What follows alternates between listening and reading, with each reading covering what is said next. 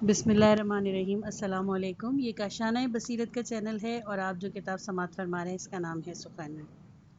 Part number 29، عدم مساوات کو دور کرنے کی طرف رسول اکرم صلی اللہ علیہ وآلہ وسلم کی توجہ۔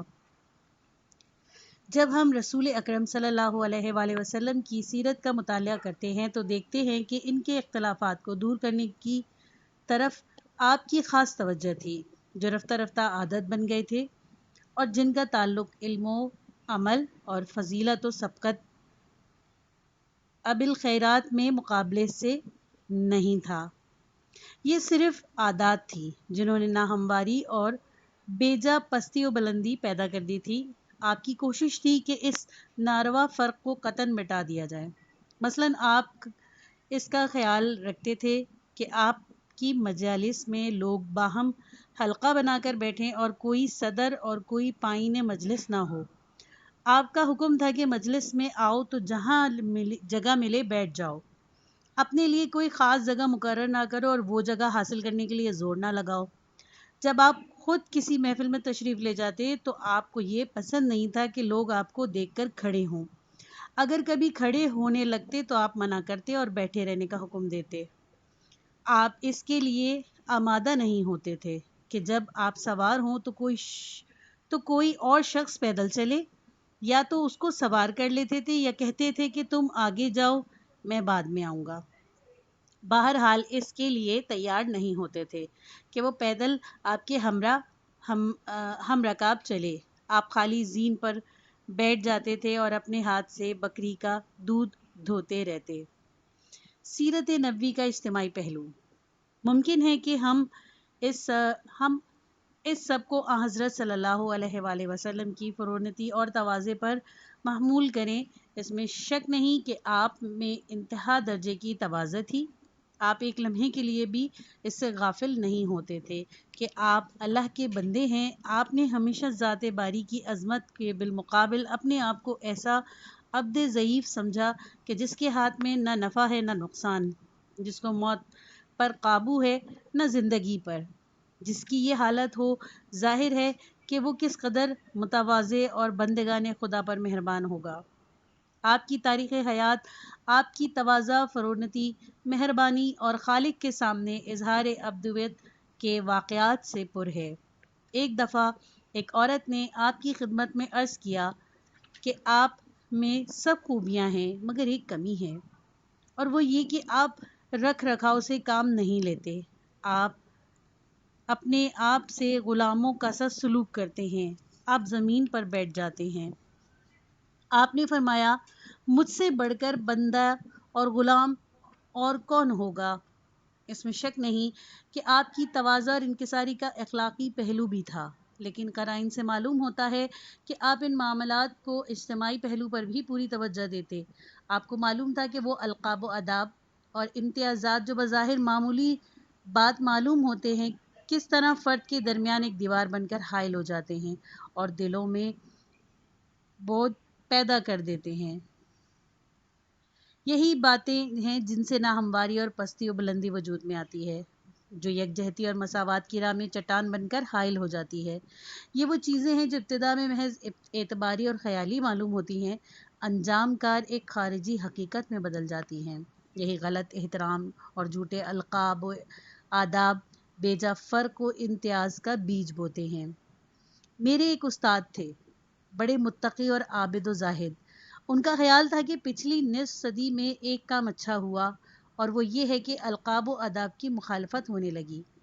ایک سفر میں رسول خدا صلی اللہ علیہ وآلہ وسلم کے ساتھ ان کے اصحاب بھی تھے۔ دوپہر کو ایک منزل میں قیام ہوا۔ طے پایا کہ ایک بکری ذبح کی جائے گی اور دوپہر کے کھانے میں اس کا گوشت کھایا جائے گا۔ ایک صحابی نے کہا کہ کھال اتارنا میرے ذمے۔ دوسرے صحابی نے کہا، گوشت میں پکاؤں گا۔ رسول اللہ صلی اللہ علیہ وآلہ وسلم نے فرمایا، صحرا سے لکڑیاں اکٹھی کر کے لانا میرا کام ہوگا۔ صحابہ نے عرض کیا، یا رسول اللہ، آپ تکلیف نہ کریں، آپ آرام کریں، ہم بخوشی سب کام کر لیں گے، آپ کو زحمت دینا نہیں چاہتے۔ آپ نے فرمایا، میں جانتا ہوں تم سب کام کر لو گے، لیکن اللہ اس کو پسند نہیں کرتا کہ اس کا کوئی بندہ اپنے آپ کو اپنے ساتھیوں سے ممتاز خیال کریں۔ رسول اکرم صلی اللہ علیہ وآلہ وسلم اور ائمہ اطہار علیہ السلام کی سیرت بھی ایسے واقعات اور قصے بہت سے ہیں جن سے معلوم ہوتا ہے کہ وہ ہمیشہ یہ کوشش کرتے تھے کہ اس طرح کی عداوت جو ابتدا میں معمولی معلوم ہوتی ہے اور جن کا نتیجہ حقوق میں بے جا تفاوت کی شکل میں نکلتا ہے، ان کی اصلاح فرماتے۔ بات کا خلاصہ یہ ہے کہ عدل و مساوات کے یہ معنی ہے کہ اس فرق اور امتیاز اور ناہمواری اونچ نیچ کو مٹا دیا جائے جس کی بنیاد رسم و رواج، عادات یا زور زبردستی پر ہو، لیکن اس اختلاف و تفاوت کا جس کا منشا افراد کی قابلیت، اہلیت اور کارکردگی ہو، اس کو باقی رکھا جائے۔ جس طرح مقابلے کے میدان کی سطح کو ہموار رکھا جاتا ہے، اسی طرح سوشل ترقی کے مواقع سب کو برابری کی بنیاد پر فراہم کیے جائیں اور ایسے حالات پیدا کیے جائیں کہ اس مقابلے میں سب کو مساوی طور پر شرکت کا موقع مل سکے۔ لیکن مقابلے میں ایک اور چیز بھی ہوتی ہے جس کا مقابلے کے میدان اور مقابلے کی شرح سے کوئی تعلق نہیں ہوتا، بلکہ اس کا تعلق خود مقابلہ کرنے والوں سے ہوتا ہے۔ ایک شخص دوسرے سے پھرتیلا اور مستعد ہے، ایک دوسروں کی نسبت دبلا و پتلا، ایک زیادہ باہمت ہے، ایک زیادہ محنت اور کوشش کرتا ہے، ایک کی مشق زیادہ ہے۔ اس طرح کا فرق بھی مقابلے کے نتیجے پر اثر انداز ہوتا ہے اور اسے نظر انداز نہیں کرنا چاہیے۔ اس فرق کی بنا پر کوئی آگے نکل جاتا ہے اور کوئی پیچھے رہ جاتا ہے۔ مقابلے کے میدان کے جس ناہمواری کو اسلام کے نقطہ نظر سے دور کرنا مناسب ہے، اس کے بارے میں اور بھی بہت سی باتیں ہیں جن کو بیان کرنے کا مجھے موقع نہیں مل سکا۔ ان 5 جلسوں میں جو گفتگو ہوئی، اس کی مناسبت سے میں اگلے جلسے میں اللہ تعالیٰ کی رزاقیت کے بارے میں گفتگو کروں گا اور بتاؤں گا کہ ہم خدا کو جو رازق سمجھتے ہیں اس کا کیا مطلب ہے، اور اس کے حق اور فرض کے مسئلے سے جس کے بارے میں ان جلسوں میں گفتگو ہوئی کیا تعلق ہے۔ خدا کے رازق ہونے کا مطلب۔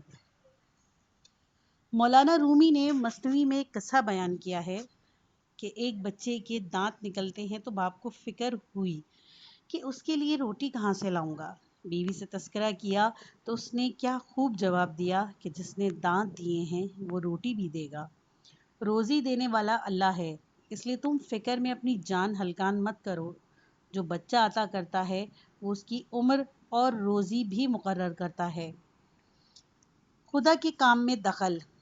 ممکن ہے بعض لوگوں کو یہ شبہ پیدا ہو کہ چونکہ ہم محدد ہیں اور اللہ کو خالق و رازق سمجھتے ہیں، اور چونکہ ہماری مقدس آسمانی کتاب قرآن مجید میں تصریح ہے کہ روزی رساں اللہ ہے، روئے زمین پر چلنے والا کوئی جاندار ایسا نہیں کہ اس کی روزی اللہ تعالیٰ کے ذمہ نہ ہو۔ اس کے علاوہ جو روزی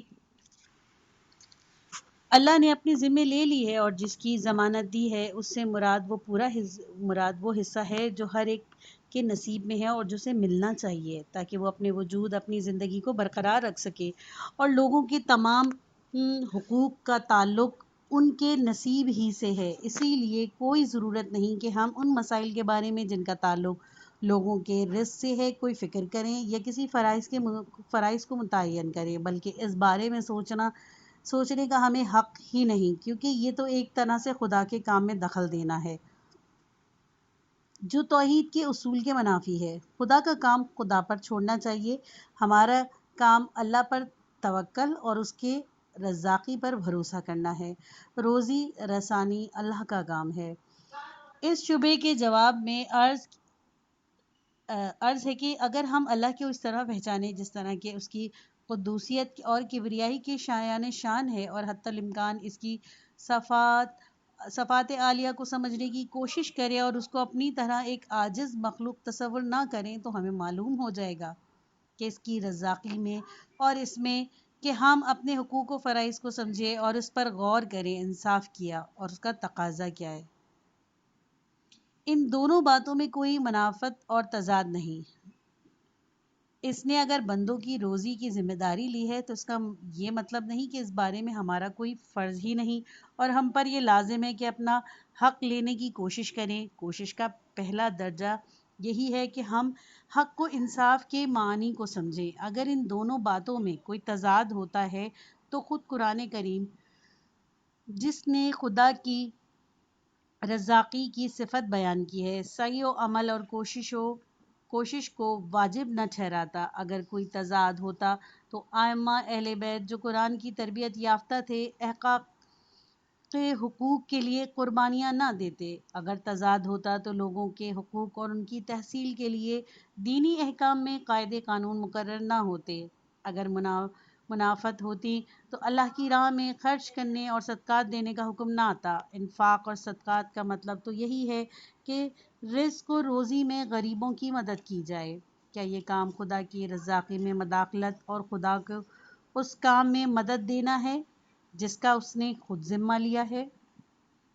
خدا کا انسان پر قیاس۔ انسان قدرتی طور پر اپنے اوپر قیاس کرتا ہے۔ جو حالات اس پر گزرتے ہیں اور جو باتیں اس میں پائی جاتی ہیں وہی دوسروں میں فرض کر لیتا ہے۔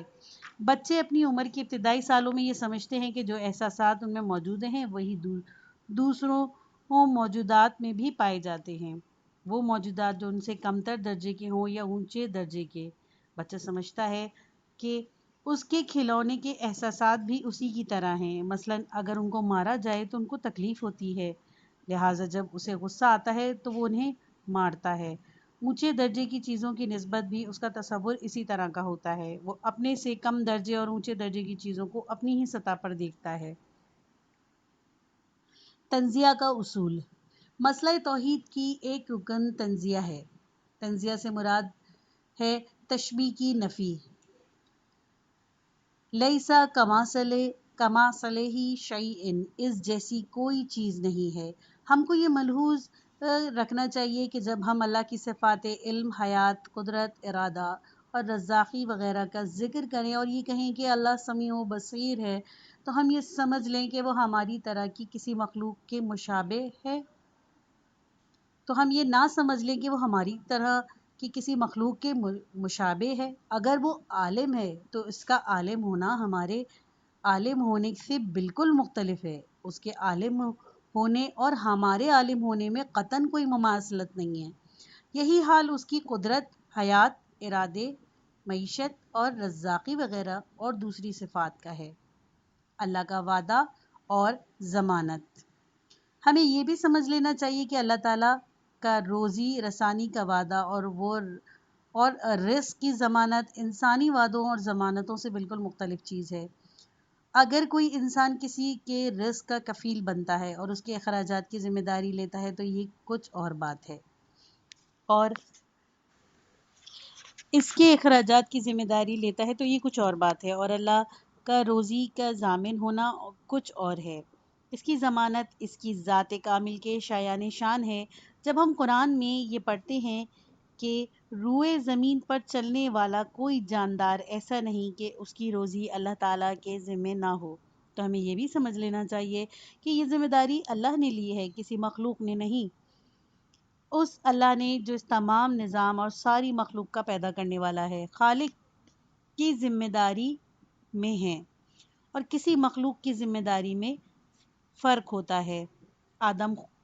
آدمی خود اسی نظام میں عالم کا حصہ ہے اور اس کے دائرے میں کام کرتا ہے، اسی لیے فرق اس کے فعل میں جو اس نظام کا جز ہے اس کا محکوم اور اس کا تابع ہے، اور اس کے فعل اور ارادے میں جو اس نظام کا خالق ہے اور اس پر مجبور نہیں کہ اس کے افعال اس نظام کے تابع ہوں۔ لہٰذا آئیے دیکھتے ہیں کہ اس دنیا کا نظام کن اصولوں پر قائم ہے۔ نظام عالم کو سمجھنا ہی خدا کے فعل اور اس کی رزاقی کو سمجھنا ہے۔ ہم خود اس نظام کے عالم کا جز ہیں اور دوسرے اجزائے عالم کی طرح ہمارے بھی کچھ فرائض ہیں جن میں رزق اور روزی کے بارے میں بھی فرائض اور حقوق شامل ہیں۔ ہماری یہ فرائض قانون آفرینش نے اور قانون شریعت نے مقرر کیے ہیں، اور در حقیقت یہ بھی اللہ تعالیٰ ہی کی رزاقی کا ایک پہلو ہے۔ غذا حاصل کرنے کی جو قوت پودوں میں ہے، نباتات اور حیوانات اور انسان میں تغذیہ کا جو نظام ہے، جانداروں میں غذا کی طرف سے جو فطری میلان پایا جاتا ہے، یہ سب اللہ کی رزاقی کا مظہر ہیں۔ یہ اللہ ہی ہے جس نے جانداروں میں تغذیہ کا یہ حیرت انگیز نظام بنایا جس کی مدد سے وہ پانی، ہوا اور غذا سے فائدہ اٹھاتے ہیں۔ یہ اللہ ہی ہے جس نے جانداروں میں غذا کی طرف ایسی رغبت اور میلان پیدا کیا کہ وہ یہ سمجھے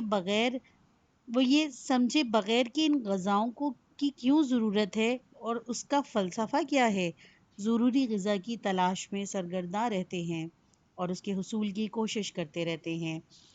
انسان کی عقل، اس کا ارادہ اور یہ احساس کہ اس کو اپنے حقوق کی حفاظت کرنی چاہیے، وہ احکام جو شریعت نے اپنے حقوق کے حصول،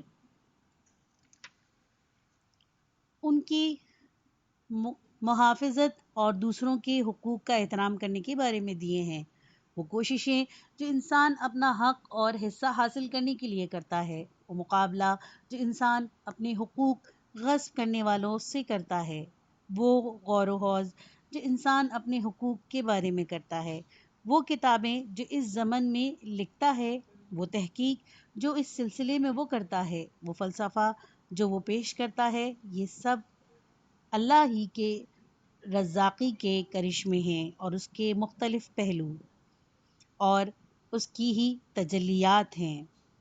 اگر اس نظام عالم کو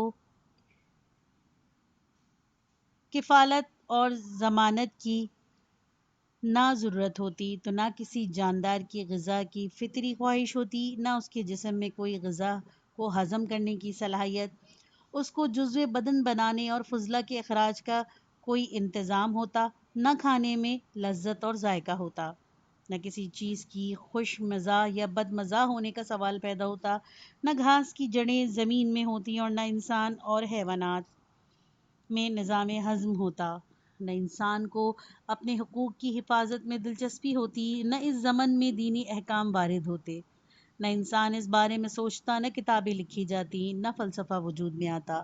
یہ سب ہنگامہ، سب دلچسپیاں، یہ سب تحریکیں اس کے ناموں یا مدبر یا رزاق کا پرتو ہیں جس نے یہ سارا نظام اس خاص شکل خاص میں ترتیب دیا کہ اگر اللہ کی رزاقی نہ ہوتی تو پھر کچھ بھی نہ ہوتا، نہ نباتات ہوتے، نہ حیوانات ہوتے، نہ انسان ہوتا، بلکہ کچھ بھی نہ ہوتا، اسی لیے کہ وسیع تر معنی میں رزق و روزی کا اس کے سوا کچھ مطلب نہیں کہ ایک موجود دوسری موجودات سے مدد لے اور بالآخر سب موجودات اللہ تعالیٰ کی مدد اور اس کے فضل کے محتاج ہوں۔ ہر موجود جہاں بھی ہو ہر لمحہ مدد کا محتاج رہتا ہے۔ اس لیے یہ کہنا غلط ہے کہ جب اللہ ہمارے رزق اور ہمارے نصیب کا کفیل اور ذمہ دار ہے تو ہمارے ان مسائل کے بارے میں سوچنے کی کوئی ضرورت نہیں۔ جیسا کہ عرض کیا گیا ہے، ہماری سوچ، ہماری فکر اور کوشش اللہ کی صفت رزاقی کے عین مطابق ہے۔ یہ اسی کی رزاقی ہے جس نے رزق اور رزق حاصل کرنے والوں کو ایک دوسرے کا فریفتہ و شفیقتہ بنا کر ایک دوسرے کی تلاش میں سرگرم عمل کر دیا۔ یہ کہنا غلط ہے کہ ان موضوعات پر سوچنا خدا کے کام میں دخل دینا ہے۔ ہم خدا کے کام میں تو اس وقت دخل دے سکتے ہیں جب خدا کے بجائے ہم اس نظام کو اور اس عالم کے خالق بن سکیں، یا اس نظام کو از خود درہم برہم کر کے کوئی اور نظام قائم کریں، جو کہ ایک انہونی بات یا عقلاً محال ہے۔ چونکہ اللہ رازق ہے، اسی لیے اس نے ہماری ساخت میں رزق سے دلچسپی رکھی۔ اس کے حکم سے ہمارے جسم کا نظام اس طرح بنا کہ ہم کھاتے ہیں۔ اس نے ہمیں عقل اور سوچنے کی قوت بخشی۔ مذہب نے ہم پر اپنے حقوق کی حفاظت، دوسروں کے حقوق کا احترام فرض کیا۔ ہم روزی کما کر نہ صرف خدا کے کام میں دخل نہیں دیتے بلکہ اس کی معیشت پر عمل کرتے ہیں۔ اگر ہم روزی کی فکر نہ کریں، اس کی جستجو نہ کریں، ہاتھ پر ہاتھ دھرے مردوں کی طرح ساکت و صامت بیٹھے رہیں تو یہ خدا کی زیادہ نافرمانی ہوگی۔ خداوند متعال خالق بھی ہے اور رازق بھی۔ خدا کے لیے اس نے خالق اس لیے کہ اس نے اس کائنات کو پیدا کیا۔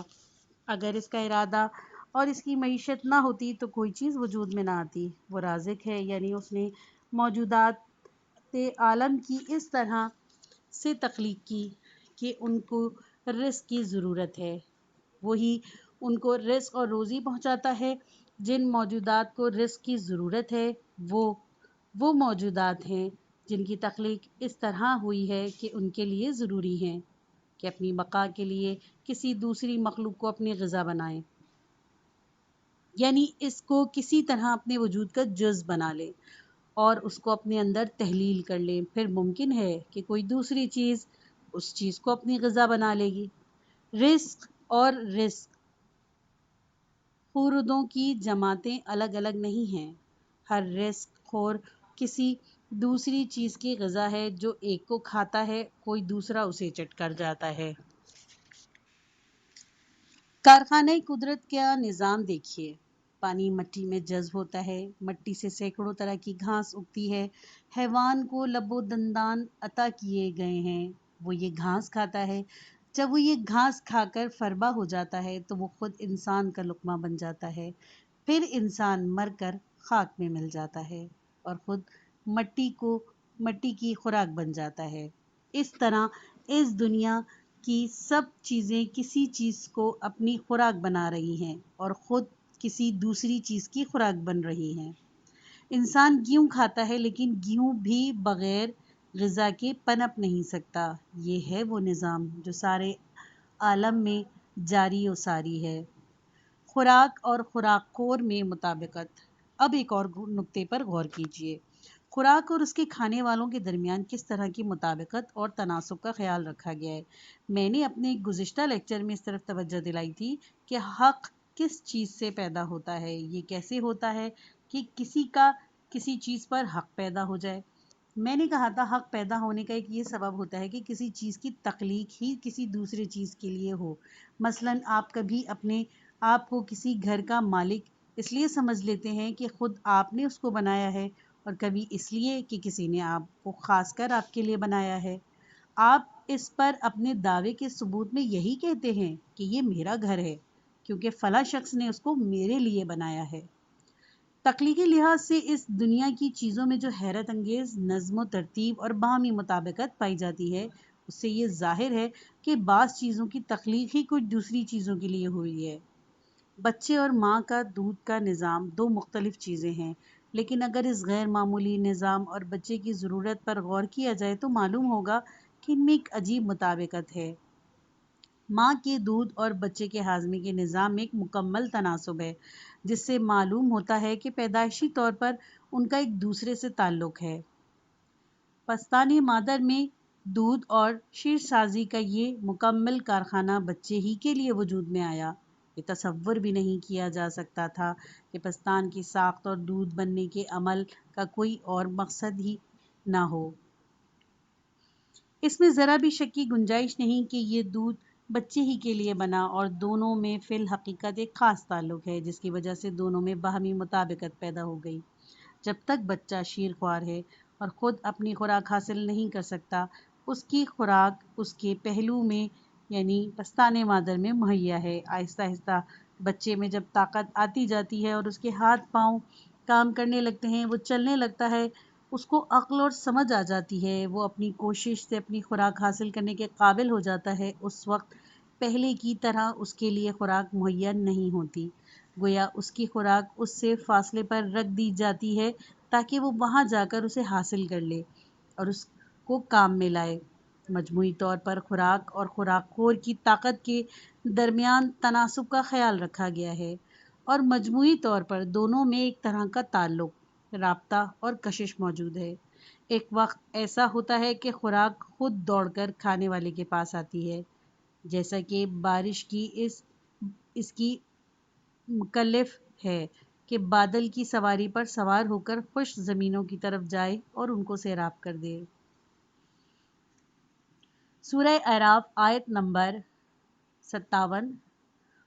وہ اللہ ایسا ہے کہ اپنے باران رحمت سے پہلے ہواؤں کو بھیجتا ہے جو لوگوں کو خوشی کر دیتی ہے، جب ہوائیں بھاری بادلوں کو اٹھا لیتی ہیں تو ہم اس بادل کو کسی خوش سرزمین کی طرف لے جاتے ہیں جہاں اس بادل سے پانی برستے ہیں، پھر اس پانی سے ہر قسم کے پھل اگاتے ہیں۔ کسی جگہ کھانے والے کا یہ اپنا کام ہوتا ہے کہ وہ خوراک کی طرف چل کر جائے اور خود کو رزق تک پہنچائے۔ نباتات زمین میں سے اپنی خوراک حاصل کرتی ہے اور صرف ابتدائی مواد یعنی پانی، مٹی، روشنی اور ہوا سے اپنی ضروریات کو پورا کرتی ہے۔ ان کے لیے اس طرح کا رزق کا بندوبست کیا گیا اور اسی بندوبست کے مطابق ان میں یہ قابلیت رکھی گئی کہ اپنی خوراک تک دسترس حاصل کریں اور ہوا، مٹی، روشنی اور رطوبت سے فائدہ اٹھا سکیں۔ یعنی قدرت نے ایک ایسا انتظام کیا ہے کہ وہ غذائی مواد تک رسائی حاصل کریں اور اس لیے ان کی رہنمائی کی گئی اور مناسب وسائل مہیا کیے گئے۔ حیوانات کی ساخت کچھ اور طرح کی ہے۔ زمینی خام مواد جو ہر جگہ بکھرا ہوا ہے وہ ان کے لیے کافی نہیں، اس لیے ان میں یہ صلاحیت رکھی گئی ہے کہ وہ ایک جگہ سے دوسری جگہ جائیں، وہ نباتات کی طرح ایک ہی جگہ کھڑے نہ ہو جائیں۔ ان کی رہنمائی کے لیے بھی زیادہ بہتر انتظام کیا گیا ہے۔ ان کے حواس دیے گئے ہیں، ان میں خواہش اور رغبت کا مادہ رکھا گیا ہے، وہ اپنی خواہش کی تحریک اور حواس کی رہبری سے ایک جگہ سے دوسری جگہ حرکت کرتے ہیں تاکہ اپنی غذا کے لیے وہ ثانوی مواد حاصل کر سکیں جو ہر جگہ موجود نہیں۔ یعنی نباتات اور دوسرے حیوانات، ان کے لیے صرف زمین کی رطوبت کافی نہیں، ان کو پینے کا پانی چاہیے جو ہر جگہ موجود نہیں، اسی لیے ضروری ہے کہ وہ پانی کے لیے ایک جگہ سے دوسری جگہ جائیں۔ نباتات کی طرح ان میں سردی گرمی برداشت کرنے کی بھی قوت نہیں، اسی لیے ان کو کسی گھونسلے، بھٹ یا رہنے کے ٹھکانے کی ضرورت ہوتی ہے۔ انہی ضرورتوں کے لحاظ سے ان کو دیکھنے، سننے، چکھنے اور سونگھنے کی قوتیں دی گئی ہیں۔ ان کے لیے فطری رہنمائی کا حیرت انگیز سامان مہیا کیا گیا ہے۔ خاص طور پر بعض حشرات کی کارکردگی عجیب و غریب ہے۔ مثلاً چیونٹی کو ہی لے لیجئے۔ امام علی علیہ السلام اس کے بارے میں ارشاد فرماتے ہیں، چیونٹی کو دیکھو جو اپنے چھوٹے اور نازک جسم کے باوجود کہ نظر بھی مشکل سے آتی ہے کس طرح زمین پر چلتی ہے اور اپنی روزی کو تلاش کرتی ہے، دانہ اپنے سراغ میں لے جاتی ہے اور خوراک کو محفوظ رکھتی ہے، گرمی میں سردی کے موسم کے لیے، اچھے وقت میں برے وقت کے لیے انتظام کرتی ہے۔ اگر تم اس کے غذا کے پیٹ میں جانے کے راستوں کے اوپر سے نیچے تک دیکھو، اس کے نظام ہضم پر غور کرو، اس کے سر میں جو آنکھیں اور کان ہیں ان پر توجہ دو تو حیرت زدہ رہ جاؤ گے۔ خوراک حاصل کرنے کے لحاظ سے چیونٹی حیوانات میں ایک مثالی نمونہ ہے۔